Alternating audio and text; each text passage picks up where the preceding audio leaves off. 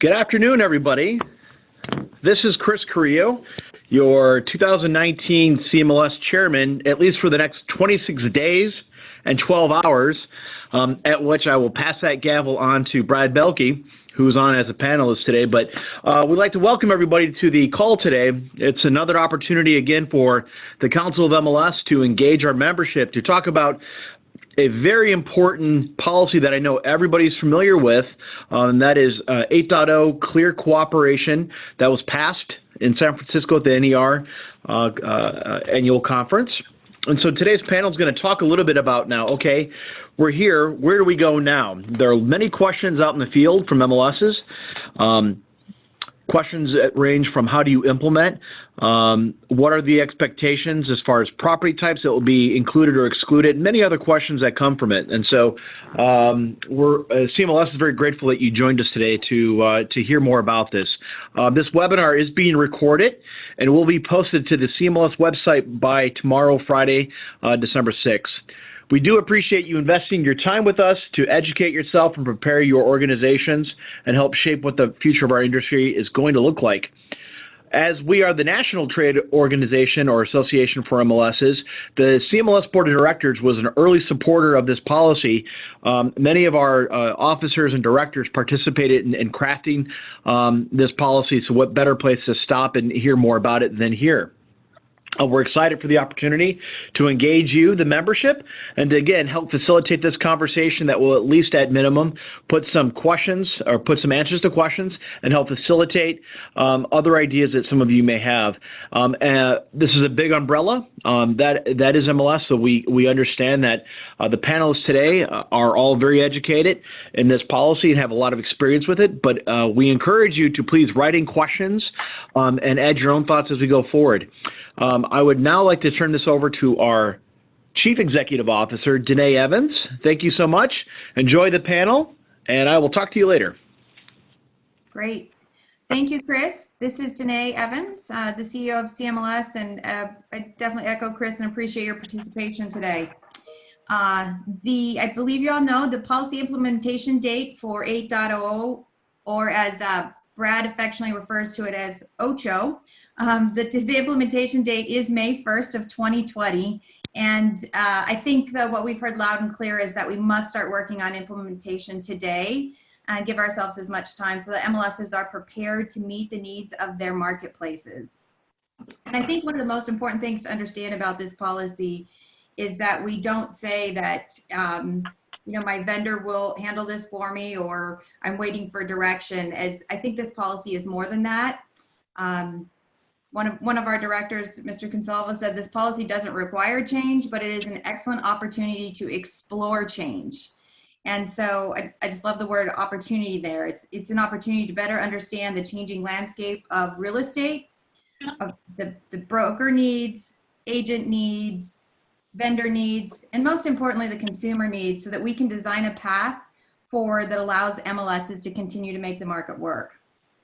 Today, we have three super smart MLS execs to walk us through what they've already done so far, what they're currently working on, maybe what hasn't worked, and what their recommendations are to get everyone started and start understanding the questions to ask and what the options are for this implementation. I did want to let you know that CMLS has formed a work group to help craft and create resources for all of you to use as you're implementing. And Betsy's going to talk about that a little bit. I believe their first meeting is actually tomorrow. And then also we are working in coordination with both NAR and REZO to make sure all of our efforts as these organizations to support our industry we're coordinating what we're doing. So know that we are constantly meeting and making sure that we are working to support each of you in doing this. A little bit about the structure today. You are welcome to submit questions throughout. I'll be monitoring those and submitting them and pulling them in as appropriate during the conversations, but then we will also be leaving some time at the end of the webinar to get any of the ones that we haven't covered. So I please ask that you submit those questions. I'll be monitoring that. And then also I do want to reference you back to the CMLS website. We have already started assembling a great bit of information about other people's policies, what they're doing. We've done a few previous webinars on this, as well as we had a few sessions at our annual conference, and those video recordings are all up on the CMLS. Those are on the CMLS 2019 website, not the regular CMLS corporate website. So with that, I would now like to introduce you to Betsy Hansen. She is CMLS Programs Manager and our moderator for today, and ask her to kick us off with getting into the good stuff and introducing our panelists. Great. Thank you, Danae. Thank you, Chris. Thank you, everyone, for joining us. We are really excited to get into this topic today. So just so you know, our panelists have some great information to share with you as you think about what changes you may or may not want to make in your local market to complement the Clear Cooperation Policy. This webinar really came about because after the vote at NAR, we heard a lot about, well, now what? What do I do? So we wanted to get together a couple of different representatives from MLSs with different stages and flavors of implementation so that you can think about what would work best for your local market. So without further ado, let's introduce very quickly our panelists, just a little bit about themselves, their role, and where they are. If we could start off with Mr. Brad Belke. Hi, everyone. Brad Belke. I am the chair-elect of CMLS, and as Chris said, I guess I get to take the gavel in a month or so, which is going to be exciting. I run an MLS that's close to being a statewide in the state of Utah, representing about 95% of the realtors in our state, and we are a homegrown MLS system that produces its own technology. Awesome. Thank you, Brad. Chris from Bright. Hi there, my name's Chris Finnegan, and I head up marketing and communications for Bright MLS, and we basically cover the mid-Atlantic chunk of the United States. So we're in parts of 6 states. We've got the District of Columbia, so Baltimore, DC, Philly are the 3 of the bigger metro areas in our footprint. We've got about 95,000 subscribers that we cater to. And we've recently launched our own policy, and right around a similar timeline to NAR. And it's been interesting having the chance to sort of socialize our policy as well as NAR's policy to the folks in our footprint. I look forward to talking about it today. Great. Thanks, Chris. And what system do you use at Bright? I'm sorry, can you repeat that, please? What system, technology? Oh, Matrix. Great, thanks. And finally, last but certainly not least, is Mr. Jeff Lasky, who will be the chair of our new CMLS work group. Oh, hi. Hi, everybody. Yeah, real pleasure, real honor to be on this. I'm the COO out at Midwest Real Estate Data, or MRED. We're the commonly referred to as the Chicagoland MLS. We've got quite a bit of our subscribers throughout northern Illinois now. We've got about 46,000 people. And I think our perspective, or the perspective I might be able to bring here today, is that we've had a private listing network, and we've had this rule that NAR has in place, almost exactly the same rule for a number of years now. So we have some experience with it, and so maybe that can help everybody along. But also, obviously, I'm thrilled to chair this work group and be able to tie together and bring together all sorts of different ways of doing this, and giving all this information to all the CMLS members so people can make a great decision about this as soon as possible. Great. Thank you, gentlemen. Just as a quick reminder, Danae mentioned if you will please use the question and answer box in the Zoom software, that's where we'll be looking for your questions and weaving them into the conversation with our panelists. To kick it off, we'd love to do just a quick overview of kind of how we got here from the advisory board perspective for those of you who have not heard this explanation yet, or just a quick refresher for the conversation. Brad, would you do the honors?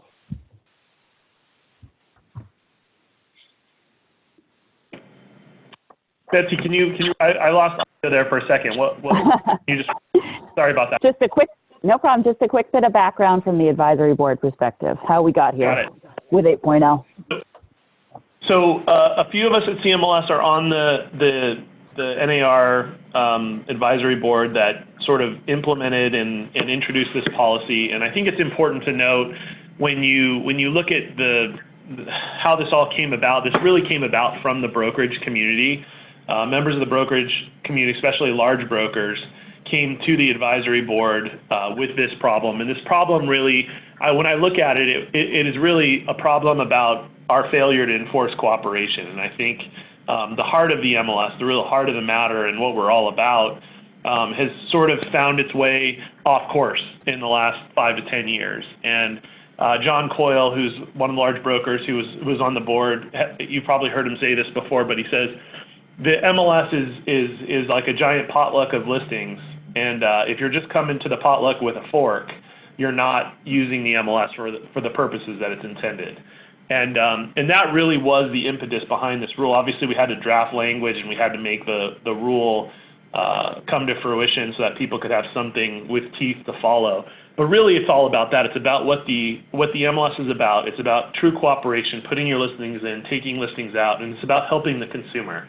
And I think that the advisory board, more than anything else, focused both on the consumer and the meaning behind the MLS and tried to mold the two together to create this policy, which we call OCHO, or Clear Cooperation, which has now been codified and ready for all of you to adopt. Betsy? Awesome, thank you. That was great. So then I would love to actually turn it to Mr. Lasky. Jeff, I know at MRED that you actually have implemented quite a bit of time ago that you just mentioned. So as the person with the longest implementation, could you tell us a little bit about your why and your what? So what you have going on with that private listed network? Yeah, and Brad, when I say mentioned that, we noticed, and I think all of us have noticed in one way, shape, or form that something was happening in the marketplace, and that this activity outside of the MLS was increasing, and I mean to the point where at least it was drawing our attention. And so, as I say, back in 2015, when we saw this, what we did simply is do what we do in terms of our culture. We went out, and if there's a takeaway from anything I say today, I hope that the takeaway is that you need to go to your customers, your members, and find out from them what they, are concerned about, what they want to do. And, and I've outlined, this was outlined in our white paper. Thank you for having that up on the screen. It's, our surveys, whether it was, we did some specific surveying. We also did some NPS surveys. We collected feedback that we received from people, when we were out and about as leaders, as well as got feedback from our volunteer leadership. We did focus groups, and we always try to focus group issues thoroughly to make sure that we have a really good understanding of what it is, the problem or the issue that we're trying to address. And what came out of all of this was, when I say our solution being the private listing network, and for us, like I say, we've had this experience for a number of years now with it, as well as with, when I say the rule, the advisory group that Brad's on, a number of people that are from CMLS are on, including Rebecca Jensen, our CEO, and that gave her the opportunity to provide to that advisory group the actual rule that we use. And so it is very, very close to what MRED's been using for a number of years now. And so to put a bow on this, unless you want me to go into more detail about some stuff, what we found is that by having the opportunity for people to use the private listing network or the standard listing network once they publicly advertise the property, and in our case, the rule is 24 hours. They've got 24 hours to put it in once they publicly advertise it. What we've really been able to do is give people an option, give our brokerages, our customers, an option that's a reasonable option. That's something that they can use, and that's the part of this. I think I need to emphasize that too. Because I've heard this discussion before about, and people have asked me, does this rule from NAR require a change? Well, when I say it doesn't require a specific change, Okay, so in other words, it doesn't require you to have a private listing network or a coming soon category or anything like that, but it is a mandatory policy. And so as of May 1st, the rule is that 24 hours, and it has to be in if it's publicly advertised. And so our solution has worked really, really well, for us in terms of giving them this private network that they can put it in. So I don't know if you want some more detail about that, Betsy, or how you want me to go with this. That I think is great. We can circle back on that, but I think it's so important to talk about kind of that these are options and that it's really important to find out what works for you locally. So it's so cool to hear kind of the work you did with your local market to find out what would work. I think on that note, I'd love to turn it over to Chris to hear a little bit about Bright MLS and kind of your why. You said that you came out right before the NAR rule. What was the why and what's your what?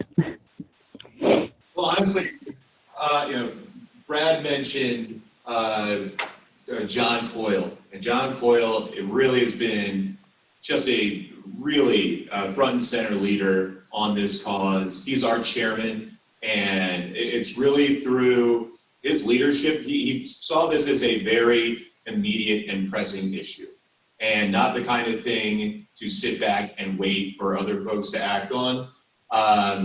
For us, this is a very, very important cause. As an organization, you try to figure out, what are the causes that we want to, do we want to define us? What do we want to hang our hat on? And we leaned in on off MLS listings because, for us, it really sort of boiled down to what we call like the 3 C's plus 1. And the 3 C's are consumers, like the rest of the panel has been talking about, making sure that they've got access to information that they deserve, making sure that buyers have the largest possible selection, sellers have the largest possible marketplace. That's a fundamental right that, our consumers have.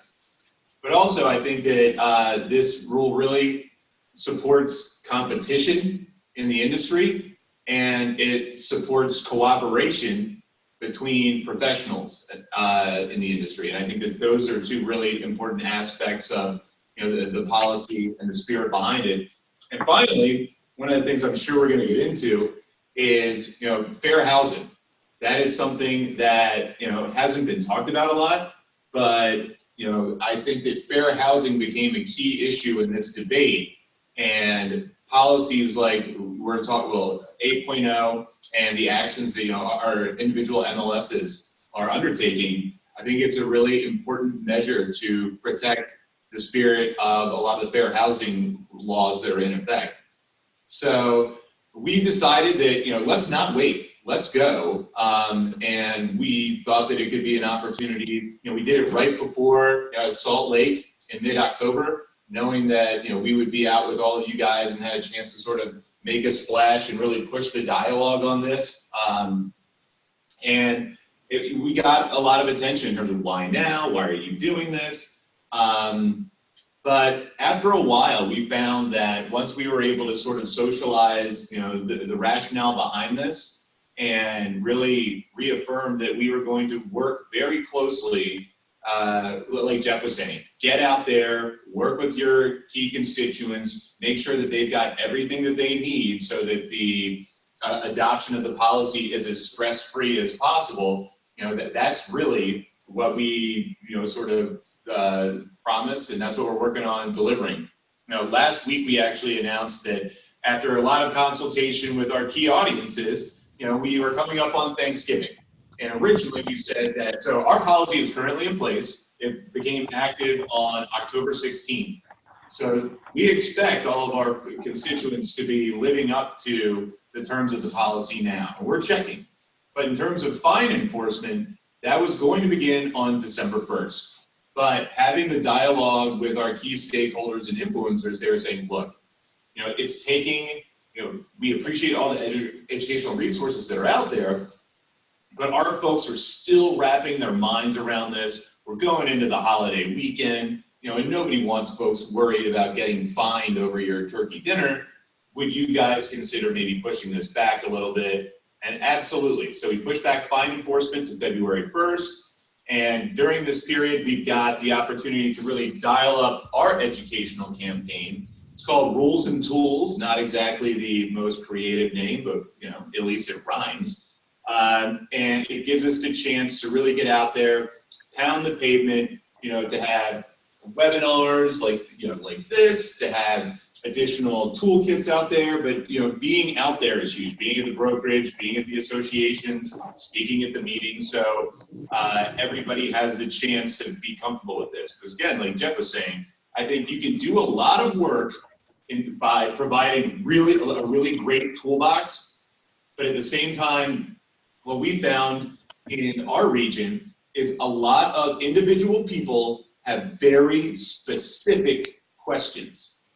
And if you're going to ask folks to adopt this policy, and there is, the potential for a fine if, things don't go, if there's non-compliance in the appeal process doesn't go your way, you have to be willing, if you owe it to these folks to answer all of their questions before the enforcement starts. And honestly, it's being out in the field, having these webcasts and letting people ask as many questions as they want about as specific a scenario as they want, because we just want folks to be ready to roll and take away some of the anxiety and the trepidation as we get closer to February 1st. Awesome. Thank you. Those are some great points. Brad, would you like to give us a little bit about what you, I think, are having a different flavor at utahrealestate.com? So we have vetted the policy, and our board of directors really wanted to launch it quickly. They were ready to move in the beginning of January for this policy, and we've decided to hold off until February 1st, 2020 as well, much like Bright. But we're a little different than the other two MLSs that had representatives speak just a few minutes ago, in that we do not have a coming soon policy currently. We do not have a delayed showings policy currently. And so 8.0 changes the dynamics a little bit into how our members will be asked to handle their listings. And at this time, we have no plans to offer a coming soon or a delayed showing status. We're going to roll out 8.0 just simply in the current mode of what we have for statuses. And so we are on a campaign to educate our members, to discuss with them how this is going to affect possibly the way that they handle their marketing and advertising, and to educate them. We have a live website going up next week that has lots of FAQs and a feedback response template that they can send to us so that we can gather all of their questions and concerns, address them either directly with those subscribers or blast out information about what we would see as patterned questions and concerns to the overall membership. Our biggest, for our board of directors, I think the question that I would recommend ask is, if you decide that you want to do a new status, or you want to bring in a modified status to accommodate maybe some business practices and to get 8.0 implemented, I would just say, ask this question: will you see a large majority of your active listings moving into whatever status you create? And I think the biggest concern in our market is, if we create a new status, a coming soon, a delayed showings, whatever it may be, that a vast majority of our listings will go directly into that status. And I know most MLSs that have adopted these other types of statuses, they have limitations on what can be sent out from those statuses. So they may not allow them to be syndicated. They may not allow them to go out on IDX or VAL. And our concern would be that if we introduced a new status and a vast majority of the listings enter that status, the syndication and the consumer's ability to see those listings will be dramatically reduced. And we see that as actually a huge problem that we don't want to see in our market. We really do want the consumer to flourish. We want the consumer to have access to as many listings as they do today.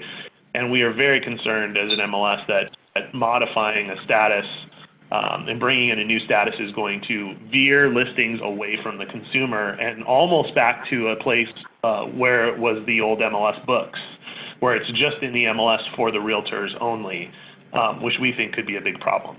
And so from our perspective, the plan is to launch 8.0 in less than 2 months, as a supplement to our existing rules and regulations. Great, thank you. I know that you mentioned a little concern about IDX and VOW, and we actually have a question, I think, from the advisory board that you could answer, clarifying why IDX and VOW were included in the rule, and isn't the data in an IDX and VOW already in the MLS?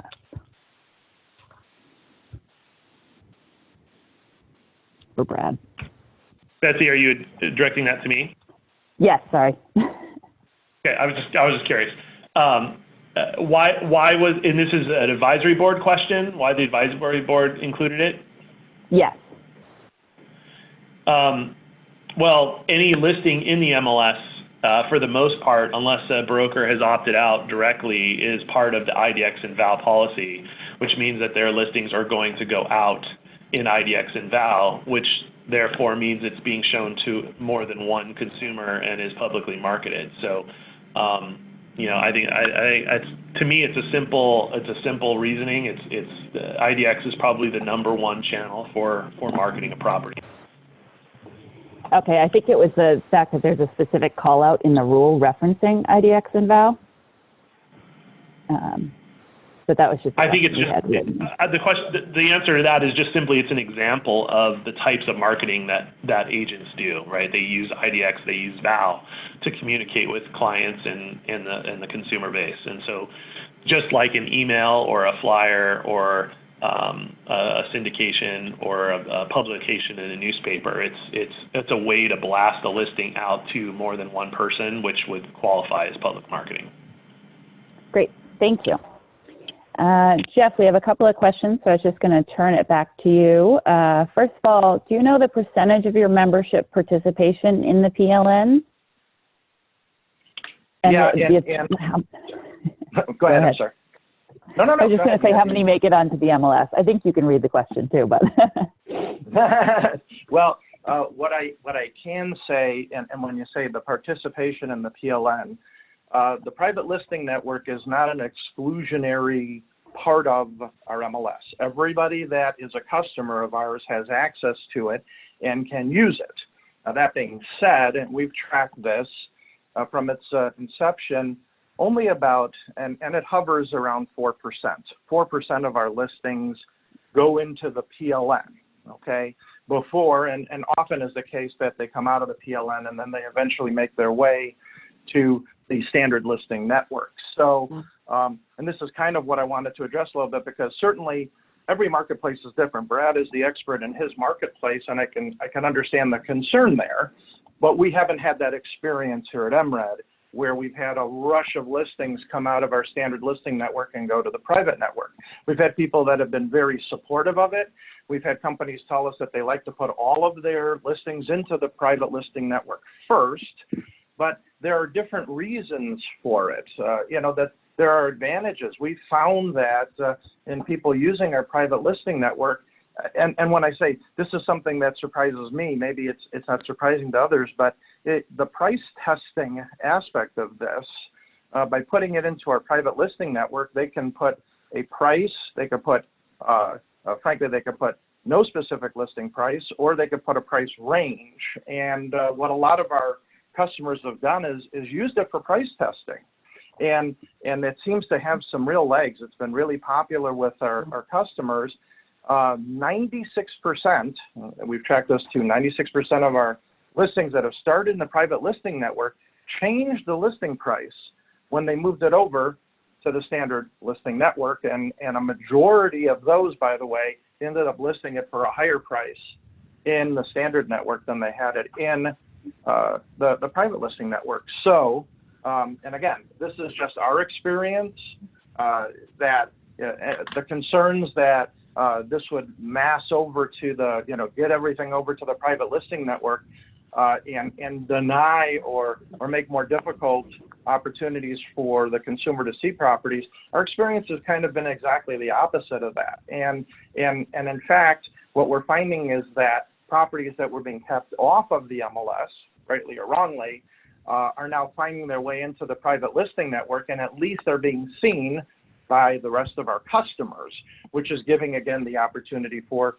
consumers to eventually see them as well. And again, I don't want to go into all of the details about our private listing network, because that's all contained in our white paper that everybody has access to off of off of CMLS, but I'm certainly happy to talk about any specific things that people have questions about. Does that answer your questions there, Betsy? I think that's great. This one would also be for you or Chris. If you are requiring agents to provide any reasoning for using a coming soon status or a private listing network. Well, Emirates answered no. Yeah. Oh yeah, same thing. So for us, coming soon is a status in the MLS. So basically, in our region, you basically you pick the coming soon status. You've got 21 days that you're eligible to use that. You can market it as much as you want. The bottom line is you just can't have showings during that time, because if you were marketing it and you were showing it, then it would be an active status. But we understand that folks wanted coming soon. The whole idea of we want to get some buzz for this property, but we want to take time to get this bathroom fixed or this kitchen fixed. For us, we give you 3 weeks to get whatever work done that you're looking to get done. Again, it's a marketable status within the MLS, and then once you're wrapped up there, you throw it on active, do your showings, and go to town. Hey, Betsy, it's Jeff. I Yep. just want to add, since Chris mentioned the time frame, MRED has no time frame. You can have it in the PLN as long as you want, as long as obviously you have an active listing agreement, that's covering that time frame. So the only thing I want to highlight there is that, as Brad's already discussed, as Chris has already discussed, there are a number of different ways that this can be done, and so much of it depends upon obviously your own marketplace. What I'm really hoping that we can accomplish through the work group is to issue spot, to make sure that people see what the issues are that they really need to address, really need to pay attention to. Because again, in our marketplace, we've had a tremendous amount of success with the private listing network. It's been great for us. We've had a tremendous amount of success with not having any time frame on it. But that doesn't mean that it would work for Bright or that it would work at utahrealestate.com. So that I just wanted to mention that as well. So.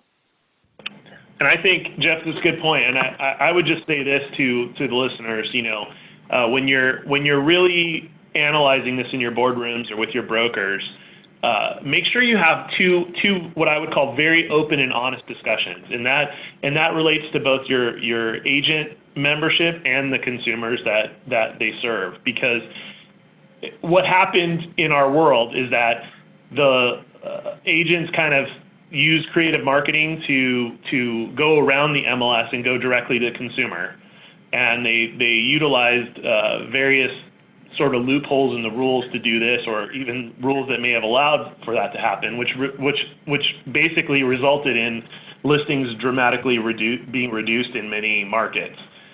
You also don't want to create the same system now by having an agent network necessarily, where it's only the agents that are going to look at listings, because you have to ask yourself what is going to be best for the consumer in the long run, right? Is it the agents only having that information, or is it the consumer and the agents holding that information? So I would have a good, hearty dialogue with your boards and your brokers to discuss what is the best for both of those groups, because both of those groups make this industry tick. And as we all know, it is being scrutinized at a different level right now on how we all do business. And so when my organization looks at listings and looks at our membership and looks at the consumer, we want to do what's best for all of those parties.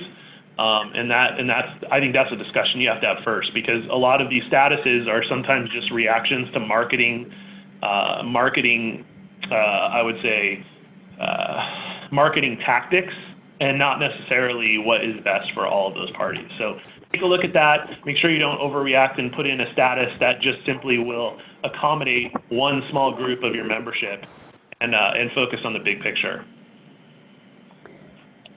Brad, thank you. That's a great point. CMLS, that work group that Jeff is going to be chairing for us, is going to be coming out with some resources that will also help you have discussions with your board and really make sure that everybody's digging in to think about what does work best locally so that you can have a really successful implementation. I'm going to take a break from some of these questions right now, but we will come back to them. Also, if they are very policy specific, I'm probably going to refer them over to NAR, but we will be in touch with you directly with answers to those because it is not our policy, I do not want to speak on the policy when they are very, very specific. I would love to turn it back actually to Chris. I think that you had mentioned that you wanted to make sure kind of you got all of the questions that your people might have answered before you started implementing fines, and you all changed your dates. Could you talk a little bit about kind of the things that are coming in from your membership, the resources that you're making up to answer regular questions so that other people might know what to expect? Certainly. I think people, and you guys all know this, but people engage in different ways. And so you basically have to figure out a strategy that employs about every possible platform and engagement point possible for this. So for our current campaign, we've got the toolkit at Bright MLS, off MLS, or Bright MLS, off MLS.com. And I think this online toolkit has just about anything under the sun in terms of graphic resources, videos, how-tos, FAQs, backgrounders, glossary of terms. We've got all that stuff in our online toolkit. But at the same time, we realize we have to be engaging in terms of reaching out to folks and tapping them on the shoulder. These are really busy people that we're trying to inform about a pretty big change. So I think that having a strong ground game in terms of being out at all the big brokers, we want to make sure, so we've got a presence at the brokerages, we've got our AE partners, the folks at the associations are absolutely huge partners for us, making sure that it's not just us that is pumping out the information. We've got turnkey toolkits for them, which they can then use, repurpose some of the resources, and they're putting that in their newsletters and emails and using that at their meetings. Social media is huge. We've got our Facebook page, but then we've got a user Facebook group, and that's been great in terms of answering questions in real time, but also it's almost, we're sort of fixing problems, but doing research at the same time, because what we've got is the ability to figure out what are the themes that are coming across when it comes to the questions that are coming in. And again, some of them, you can see themes developing, but I guess what we've seen is very diverse, very specific, and that's another reason why we said, hey guys, let's not rush this. Let's make sure every question is answered. So whether that's appearing at association town halls, going to the brokerages, I think webinars, we're really going to pump them out, and it's just going to be 3 people from Bright in a room from accuracy and policy. And folks from the region have the opportunity to dial in and just ask your specific question. And we're going to sit and answer questions until there's nobody else in the queue. And I honestly feel like it's that individual touch and attention that is necessary before you light up a pretty big policy like we're in the practice of doing right now. Awesome. Great. Jeff, I know that you've got 3 years kind of under your belt with the PLN. How have you, I think you call it an iterative process. Would you talk a little bit about that? Yeah, and I know most everybody on the phone's familiar with, doing an iterative process. And after we implemented it, we waited about 6 months to gather feedback, information, et cetera. It's interesting in this time period, the changes, I could all lump them into really what I'd call functionality of the private listing network, as that's what they've all related to. The best example is that when we first came out with the PLN, we didn't allow for the delivery of the brokerage's own PLN listings, as a part of their back office feed. And it's like, okay, why didn't we do that? Well, let's put it this way. Very quickly, we figured out and learned and heard from our brokerages that that's what they wanted, because obviously the brokerages themselves can use their own PLN listings for their back office use, for display, for whatever they want to do with them. So that was one of the changes. And I'd also suggest we have a nice big-sized or substantive change coming up right after the first of the year, where we're actually going to change. It's instead of having it be a property type, we're changing it into a status, and without getting too much into the weeds about it, the only reason we're doing that is because it's going to give everybody the opportunity to be able to do much more reports and functionality that's a part of the standard MLS that they haven't been able to do, obviously keeping an eye on the fact that we do limit, things that are in the private listing network. So that's basically, when I say been the process that we've gone through, and we continue to look at it and change it. Our leadership will consider, because we've kept to the 24-hour time frame. So our leadership may consider, just getting in sync with one business day, which is what NAR did, but they may or may not do that. But that's the only change that we're going to be looking at from our perspective that came out of the NAR meetings. From the very beginning, by the way, I mean, we designed the PLN, we have limited fields in there, it's very easy to use on any kind of a mobile device. So from the very beginning, the feedback we got from all of our customers was that, hey, we can do this in 24 hours. So we'll see how it goes. Awesome. Thank you for that.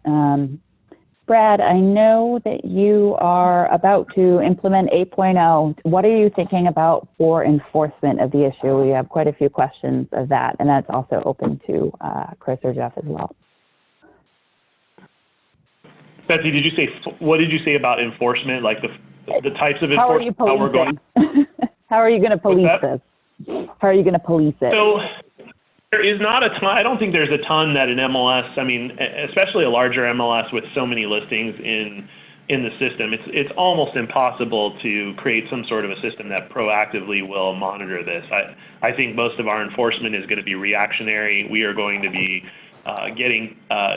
we developed our own anonymous reporting system where you can submit photos through that. So we will be able to take a photo from an agent with the address attached to it, and then our member services compliance folks will do the work on our end to determine if these violations are valid or not. And I think it's going to be a one-on-one sort of system for a long time of self-reporting amongst our membership, which I think is a good thing. Then I just think over time, as the penalties are enforced and the rule becomes much more standard, you're going to see less and less of the bad actors trying to abuse the policy. I do believe that you have to have, and I know Bright's fine policy was put in Inman, but I do believe you have to have a very decent sized stick as a penalty on this rule. I'm not going to say what dollar it should be or what amount, but without something to really say that this is a violation of the rules, you can't have a rule that turns this into a cost of doing business for agents, because if the fine amount is too low, that's exactly what will happen. So I think boards that go back and talk about this, you have to determine where in your existing fine policy this rule can fit in and work for your market. But I believe that it's going to be a reactionary type of rule where enforcement is going to be a lot of work. I mean, I think it doesn't matter if you're a small market or a big market. A lot of this is going on, and a lot of it's going to be brought to the MLS's attention, and you're going to have to respond quickly. Yeah, to piggyback on Brad. Oh, sorry. No, go ahead. To piggyback on Brad, in terms of enforcement for Bright, right, similar measures. I mean, we're not developing industrial strength web crawlers to get up in everybody's business, but at the same time, we're going to be vigilant. Our eyes are open, and we know other folks that have their eyes open. Creating a really strong, compliance reporting tool is something that we're in the process of putting into place. So, but overall, I mean, if you really, really, really want to break a rule and you're that committed to do it, you're probably going to be able to until you get caught. So, we're being realistic about this. I do think self-policing, first we were wondering, what would the level of enthusiasm be for self-policing among professionals, at least in our footprint? And surprising or not surprising, there's been a decent amount of enthusiasm for that. We're getting, folks are emailing us, so it's not like that has not required the twisting of arms. But I I think the other thing that was brought up was the fine. I'll be completely honest, when that was one of the things when we announced, our policy at CMLS and, and Inman and everybody else who wrote about it. One of the things that a lot of people, popped eyebrows about, there's, holy smokes, $5,000? That sounds pretty darn steamy. Where the heck did you guys arrive at that? And to echo Brad again, at the end of the day, I mean, we all see a FedEx truck or a UPS truck on the street parked illegally. And oftentimes you'll see parking tickets all over the windshield of the FedEx truck. And the FedEx driver doesn't care because that's baked into their business model. That's the price of doing business. So it doesn't really, resonate for them at all. With this policy, we need folks to pay attention to this. We don't want the penalty to be baked into their business model. So we said, we can't be putting, parking tickets on FedEx trucks. We need something that's got a little bite to it so people will pay attention. And then when you think about it, when you consider if there is sort of a double-ended transaction, that's a nice chunk of change. And you need to have a penalty that is sort of in keeping with some of the transactions that are out there. So, our goal is, first of all, the fact that people are talking about $5,000, first we weren't, rejoicing over that, but the fact that it's a subject of discussion we think is good because people are going to be aware of it. And secondly, we will be popping corks on champagne if we never have to write one fine because, our goal is to not retire early based on, income from fines. Our goal is to have a rule that makes sense for people to understand the rules, comply with the rules, and have a bunch of good actors in our area. And we will be doing cartwheels and high-fiving if we don't have to write one fine. That's what Dreamland looks like for Bright MLS. Yeah, and I just want to say, MRED's completely in sync with what Brad and Chris have just said, but I do want to say this. Don't underrate the effect that it has on people when they drive around and spot a sign with a client and they don't have any idea what that property is about, they haven't seen it in the MLS, they don't know what to do with it, and how embarrassing that is to real estate professionals when that occurs, whether it be there, whether it be in other areas, that if you're going to publicly advertise, then you need to be a part of the cooperative, be a part of the buffet, as it was mentioned earlier, and let everybody know about it. And so don't underrate the willingness of people to report these instances because they will do it. They will do it because they've been embarrassed or whatever else the reason is. And I acknowledge, I think we all acknowledge that, and it's critical to understand, this is not about getting rid of office exclusives. This is not about interfering with brokerages' business models. If they have a property that legitimately needs to be kept private, that's great, but then keep it private. And so anyway, I'll get off my soapbox. I'm here alone in my office, so I like standing on my soapbox when I get the yeah, I'm going to join you on that soapbox, Jeff, because we are the same thing. Everybody, I mean, it's funny, that story that you just mentioned, the whole idea, you've got, some clients that express interest in a neighborhood. You say, well, we're just not seeing it. And then you're driving around with them on a Saturday afternoon, and there's a sign. People turn around the car and they're like, where did that come from? It's that embarrassment that, abuse of this system leads to. And that's why it was that sort of nightmare scenario that so many folks in our region said, oh my goodness, if this policy means that I never have to experience that again, I'm on board. And I think that that's just very powerful because I think everybody's got one of those stories and it stinks. Yep.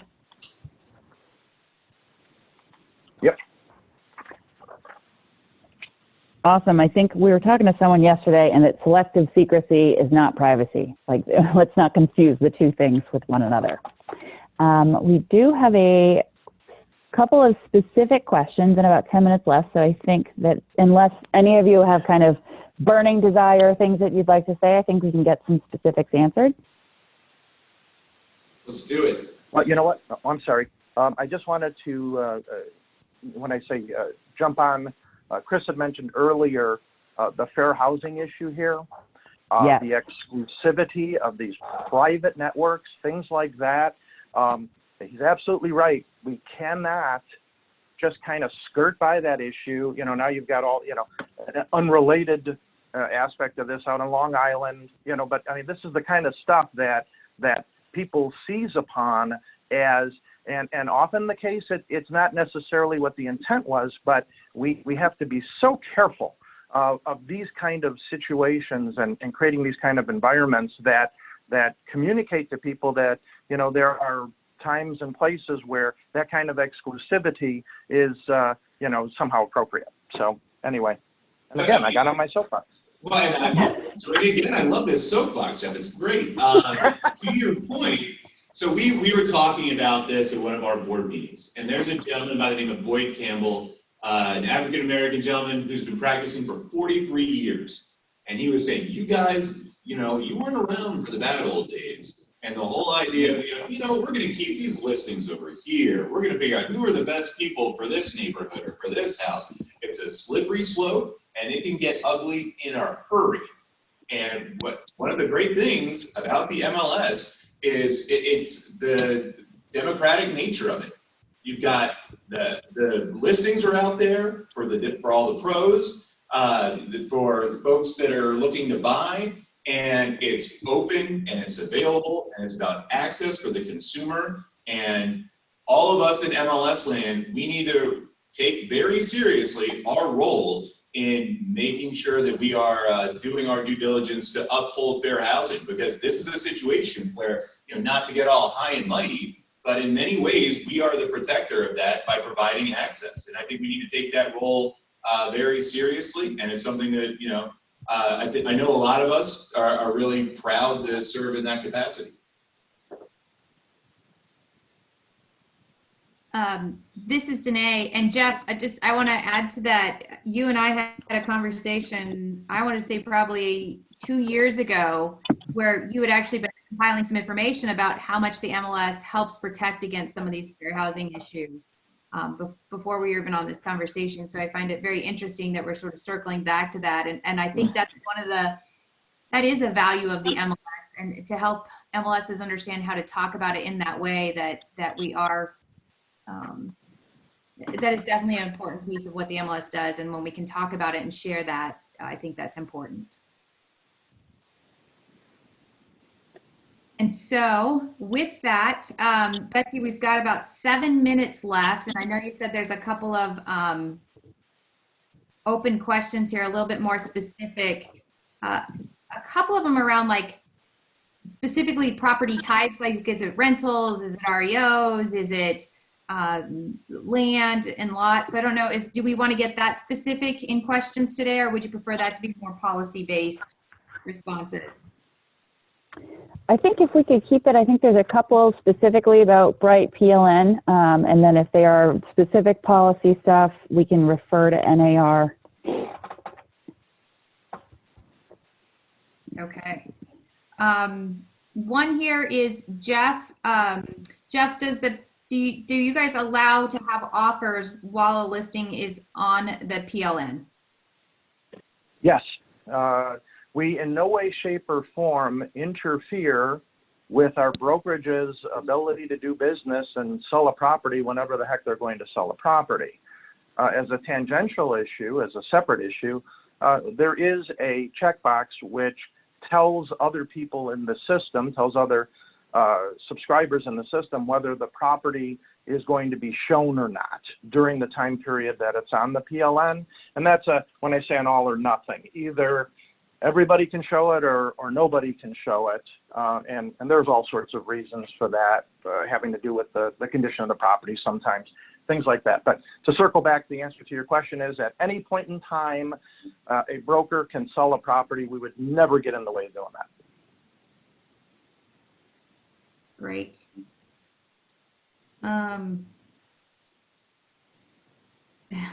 I'm not sure we want to open this can of worms today. That might be a whole nother webinar, but I'm going to put it out there. because it has come up. The coming soon listings, how the impact on days of market. And yesterday I was on a call that their conversation was happening about this, and then also we've got some questions about it today. Do any of our panelists want to address that today of how they handle it, or you can tell me you think that we should do a whole different webinar on that?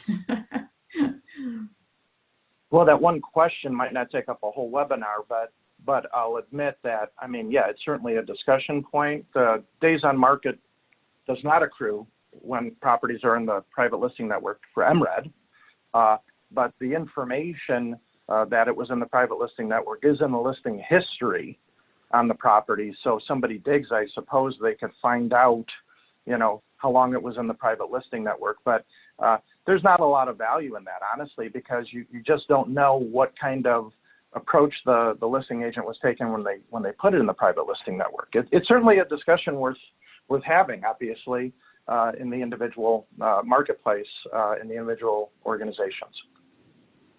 I would say this. I would say days on market is a pretty easy thing to define. That is, you should be being as transparent as you can to the consumer when you list days on market. And I will say that my board and we're actually considering getting rid of the distinction between cumulative days on market and days on market and making the CDOM number the only number that appears in the MLS. When a consumer sees a listing, it should be clear to them how long this listing has been on the market, period. And I think sometimes, I know there's multiple MLSs in the country, that some of them have 3, 4, 5 different versions of what days on market, days in MLS, marketing, CDOM, and I think you just have to, when you think about days on market, what does it really mean? It means, is this property being marketed? And in a lot of ways, that means, is it being marketed to other realtors? If it is, it's on the market. And if offers are being accepted, it's being marketed. And I think you have to just take a hard look at how you define that term, and not look at it as something you just need to continually add to, and say what is best for both the consumer and the realtor and the seller in establishing days on market. And you have to be truthful with it. Yeah, I think we're in agreement more than we're in disagreement, actually, about it, because again, you know, in the discussions that we've had about it, I think where the decision landed in our case is simply, you know, what are they trying to accomplish within the framework of the private listing network? So anyway, I'm going over the same information again. So we'll leave it at that. Yeah, again, I echo both of you know, my fellow panelists here. At the end of the day, you want it to be clear, honest information that is completely transparent for the consumer, and you know, attempts to sort of, you know, hazy up the numbers, you know, aren't necessary. That nobody wins with that. So we want to make sure that we're communicating that as directly and clearly as possible. All right, so I think we've got like 2 minutes left here, and I think the purpose of this today was like, what's next steps? What do you for sure need to start doing before the end of the year? And we sort of had in mind that it was like, go talk with your market, go understand the questions to ask in your boardroom, the questions to ask of your customers, as Jeff said. And so, one, I would ask any of our panelists if they're willing to share the questions or surveys that they did ask their market, so people can, if we don't need to reinvent the wheel, if they'd be willing to share that, we will put that on the CMLS website, so you can read those surveys and questions. And then maybe finish up, each of you sharing what you think is the most important question to ask and discuss in your boardroom to address your market needs, and then also the most important question to ask of your customers, your membership, so you understand how you best serve them. I'll start. So in terms of questions for the boardroom, it is, you know, oftentimes a policy is arrived at, everybody's excited. I would remind your board that this is a big deal. This touches a lot of different audiences, and it's always good to be able to get out in front of this and to sometimes connect with your key partners and give them a little bit of lead time and just reminding them that, while we want to go, and we want to implement a lot of these things as soon as possible because it is so important, just reminding them to make sure that all the stakeholders are in the loop and that these things can be announced as collaboratively as possible. That's been big. We have a lot of great partners with our associations, and they've been such a big help. And so letting your partners help you out, we've benefited from it greatly, and I would absolutely encourage you guys to do it too. Great. Jeff or Brad? Yeah, from MRED's perspective, it's part of our culture. I mean, that's what we do is we share for sure, and we're happy to share with everybody whatever information we have. In fact, I think we've kind of done that to a great extent already with our white paper, but I do want to emphasize that with the task force that we've got our first meeting tomorrow, one of the things that we're going to be doing, and we're very aware of the time frames here, so we're going to try to collect as much of this information up as we can and give everybody the opportunity in a most efficient way, find where they need to go and get at these additional resources. Great. Brad, any last thoughts, any recommendations?